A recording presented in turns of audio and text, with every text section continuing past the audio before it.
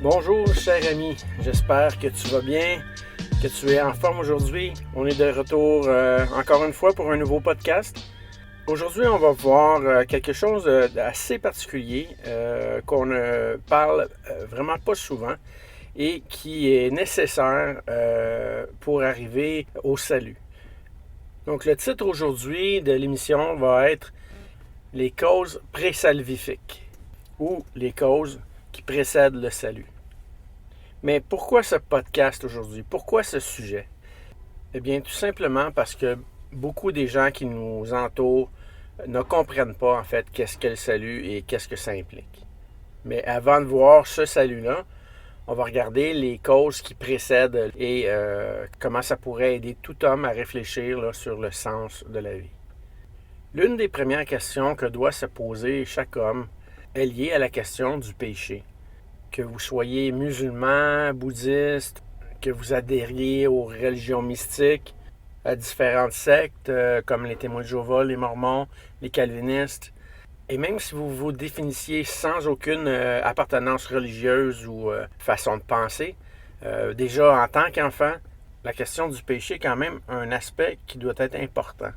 Déjà, les enfants en bas âge font des péchés sans même le vouloir bien souvent, simplement parce que c'est quelque chose qui est inné dans la nature. Du fait qu'Adam a péché, la mort et le péché s'est étendu à tous les hommes. Moi, personnellement, quand j'étais enfant, j'ai réalisé très jeune que j'étais pécheur. J'étais attiré par certaines choses qui n'étaient pas bonnes, qui n'étaient pas bien. Même si je ne voulais pas les faire, j'étais incapable de faire autrement. Ceux qui ont déjà entendu mon témoignage ont peut-être retenu l'histoire où je racontais que vers l'âge de 5-6 ans, mes parents bâtissaient une maison et on était allé au marchand de pierre au coin de la rue. Puis dans une des machines de boissons gazeuses, en fait la porte était ouverte et on voyait très bien le récipient qui contenait les sous, l'argent qu'on mettait dans la machine.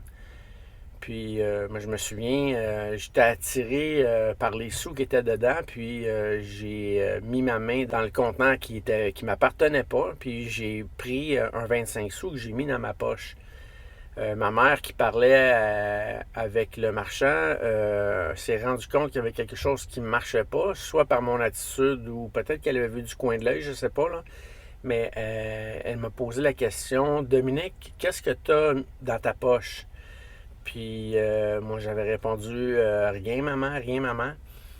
Elle m'a posé encore la question, Dominique, qu'est-ce que tu as dans ta poche? Là, j'ai dit rien.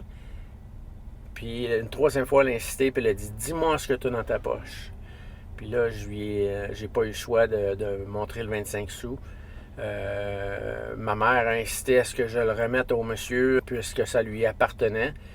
Le monsieur était bien gentil, puis il a dit à ma mère, non, non, madame, c'est pas grave, c'est juste un 25 sous. Mais c'était pas la quantité de ce que j'avais pris qui était problématique, c'était justement le fait de l'avoir pris, d'avoir pris quelque chose qui ne m'appartenait pas, de l'avoir volé. Donc, j'ai dû remettre le 25 sous, assumer les conséquences à la maison plus tard. Mais la leçon m'est toujours restée. Je me suis souvenu de cet épisode-là comme une tentation que je n'avais pas nécessairement voulu, mais laquelle en fait je devais gérer. Puis j'ai reconnu très jeune que j'étais pécheur.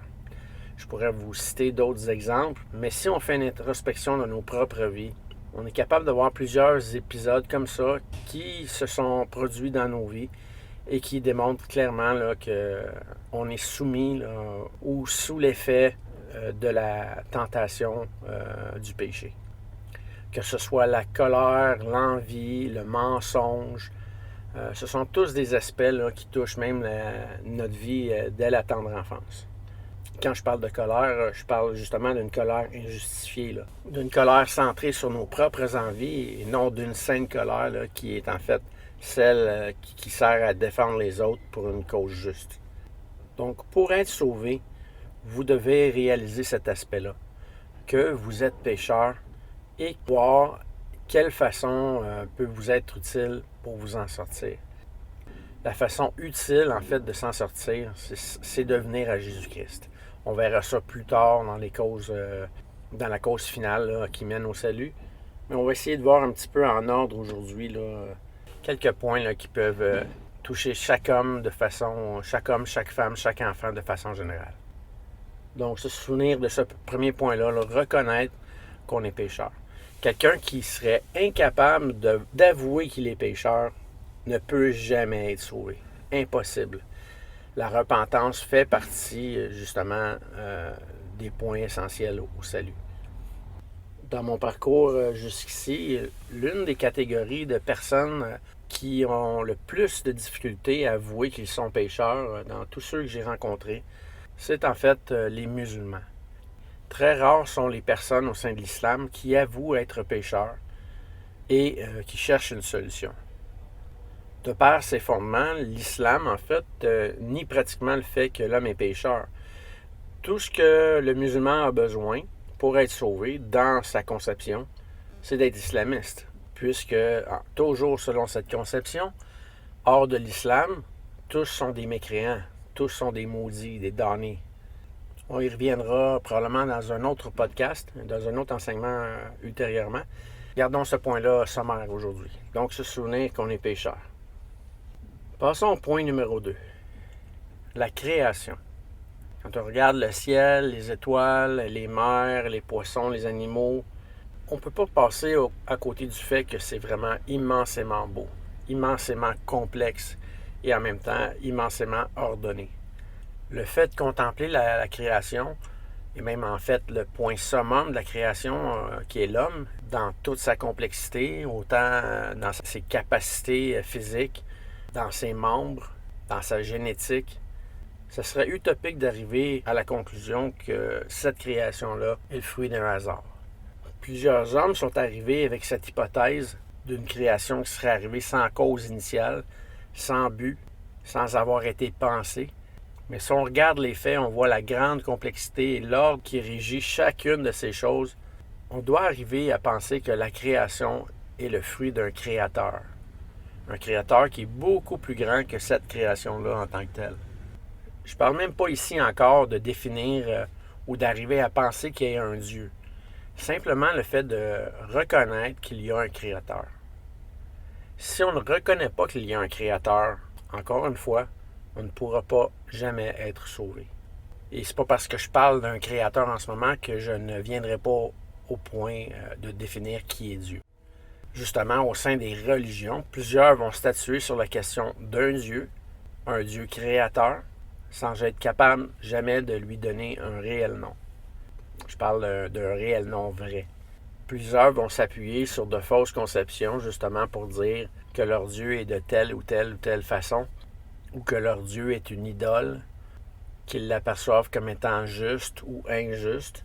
On n'a qu'à penser à la mythologie grecque ou au panthéon romain, avec leurs multiples idoles là, qui devaient régir chacun à leur façon la vie de l'homme. C'est vraiment un non-sens.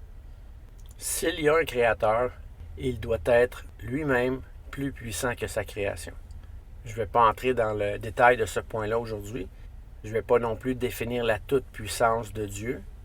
Je vais simplement garder à l'idée que dans Romains 1, Dieu définit déjà lui-même qu'il a agi par sa création pour le bien de l'homme et que malheureusement, la majorité ne s'en sont pas souciés et ont marché dans leur propre voie, dans le péché, dans celui qu'on a défini déjà au premier point. Donc, pour pouvoir être sauvé, il faut reconnaître qu'on est pécheur, éventuellement également reconnaître qu'on doit trouver une solution et reconnaître en même temps qu'il y a un créateur, que l'homme a un créateur. Troisième point, la justice. On a parlé du fait d'être pécheur, de le reconnaître. La justice doit être également un point essentiel qui mène au salut. On n'a qu'à ouvrir la radio ou la télé aujourd'hui pour voir comment le monde tourne vraiment de façon bizarre. En écoutant les nouvelles, on voit que le monde tourne vraiment mal. Et on a même souvent de la difficulté à trouver une bonne nouvelle. Le système carcéral est à pleine capacité dans presque tous les pays. Dernièrement, à Haïti, 7000 prisonniers ont été libérés par des brigands, forçant les forces de l'ordre, la police, à être débordée, à courir après toutes sortes de mal et à plonger le pays dans le désordre. On peut également penser au cartel de la drogue qui terrorise des villages entiers et pousse les gens à vivre de produits illégaux. On peut penser aussi à certaines compagnies pharmaceutiques qui développent des médicaments pour développer de l'accoutumance, pour éventuellement nourrir leur chiffre d'affaires au lieu de réellement soigner le patient. On peut penser à de nombreux avocats véreux qui se servent de leur titre et de leur pouvoir pour flouer leurs clients, pendant que d'autres se servent encore de ce pouvoir pour défendre des gens qu'ils savent être coupables. On peut aussi pointer du doigt de nombreux politiciens qui, au lieu de défendre le citoyen, défendent leur propre poche, leur propre intérêt, se font verser toutes sortes de pots de vin pour pervertir le droit et la justice. Et ainsi de suite, et ainsi de suite. Des professeurs qui abusent de leurs étudiants ou étudiantes, des policiers qui usent de force excessive, certains sont imbus de fausse gloire, vivent un égo-trip et n'ont pas pour devoir de servir, de protéger. La justice est en fait l'opposé du péché. Si le monde était sans péché, on pourrait éliminer pratiquement tout ce que je viens de citer. Plus besoin de système de justice, plus besoin de prison, plus besoin de policiers, plus besoin d'avocats, et même plus besoin de compagnies pharmaceutiques ou d'hôpitaux. C'est parce que le monde est devenu injuste qu'il y a toutes sortes de maladies. J'ai cité tantôt le passage qui disait que parce que le péché est entré dans le monde, la mort est tombée sur tout homme. Là. La mort, en fait, c'est l'aboutissement de la maladie. Tout homme meurt de dégénérescence, à différents degrés, mais c'est quand même ça, la mort. Dès la naissance, on est voué à mourir à cause du péché. Mais la justice, à l'inverse, porte à vivre éternellement. Encore, c'est un autre point complexe, mais on pourrait y revenir. Mais tout homme devrait aspirer à la justice, à une justice plus grande que lui-même, à une justice équitable pour chaque homme, chaque femme. Pas qui favorise les hommes au détriment des femmes, ou les femmes au détriment des hommes, comme le féminisme, par exemple. La justice ne prône pas l'égalité, elle prône l'équité. Le fort défend le faible, l'intelligent s'en sert pour les bénéfices de celui qui l'est moins. L'égalité voudrait que chacun ait les mêmes droits et les mêmes devoirs. C'est impossible. Quelqu'un qui est déficient mentalement ne peut pas arriver à un système égalitaire. Jamais il ne pourra servir les gens qui sont en plein moyen avec les mêmes capacités. Il ne les a pas. Le christianisme, entre autres, ne prône pas l'égalité. Il prône quelque chose qui est encore meilleur, l'équité, l'humilité, le service, d'aimer son prochain comme soi-même. C'est au-dessus de toute mentalité humaine. On l'a vu avec le socialisme, ce que ça a donné. Ça fait en sorte que des hommes qui étaient au pouvoir s'en sont servis au détriment des autres. C'est aussi ce que font de nombreux politiciens. C'est ce qui est arrivé également avec le communisme. Après la Deuxième Guerre mondiale, la Russie est sortie avec un slogan qui résumait ceci, entre autres. Là. Ça disait que le communisme pour les Russes. En fait, le communisme pour les Russes, c'est de vouloir avilir les autres peuples, de vouloir les dominer. Non pas pour un bien commun, mais pour leur propre bien, pour la domination. C'est encore un mal. Donc la justice devrait être un point essentiel à réfléchir, justement pour arriver au salut. On a parlé du péché, de la création, de la justice. Création, là, créateur, là, on pouvait faire le lien directement avec les deux éléments. Maintenant, le quatrième point, un sauveur. Un pécheur qui n'a pas besoin d'un sauveur doit avoir la capacité de changer par lui-même, ce qui est une impossibilité. Quand j'ai parlé de l'islam tout à l'heure, je mentionnais qu'il est très difficile au travers de cette religion-là de reconnaître son état de pécheur. Ça l'est encore plus de reconnaître qu'on a besoin d'un sauveur. Beaucoup de personnes aujourd'hui se définissent comme étant de bonnes personnes. Ils se disent l'être quand ils se comparent aux autres. Ça donne bonne conscience, mais ça reste quand même des pécheurs. L'un des buts de la loi est justement de démontrer qu'on est pécheur, qu'on est fautif, qu'on n'a pas la capacité de ne pas faire le mal, ou de simplement faire le bien. La loi qui avait été donnée à Moïse a pour effet, justement, de démontrer notre culpabilité. Les 10 commandements, en fait, démontraient déjà notre incapacité à nous sauver nous-mêmes. Quand le jeune homme riche s'est présenté devant Jésus pour lui dire qu'il avait fait toute la loi depuis sa jeunesse, Jésus lui a dit « Viens et suis-moi ». Ce jeune homme-là était riche. Il ne voulait pas abandonner sa vie de richesse, ce qu'il avait acquis. Il préférait ses biens à Dieu lui-même, au Sauveur.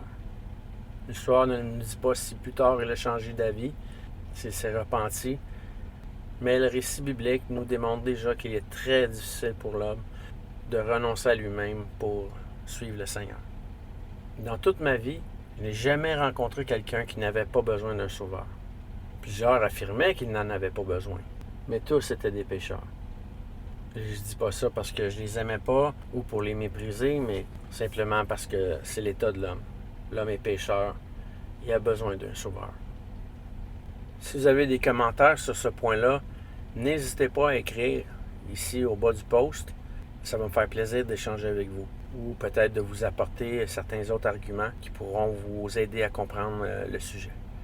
5e point, la révélation. On a parlé de la création tantôt qui est en fait un type de révélation. Il y en a d'autres. Certains chrétiens pensent que la révélation de Dieu est instantanée. Oui, effectivement, elle pourrait être instantanée, mais de façon générale, elle est progressive. Par exemple, le simple fait de pouvoir réfléchir, d'analyser et de mieux comprendre éventuellement est une révélation progressive. Le fait de voir la création, d'analyser chacun des aspects est aussi un type de révélation progressive.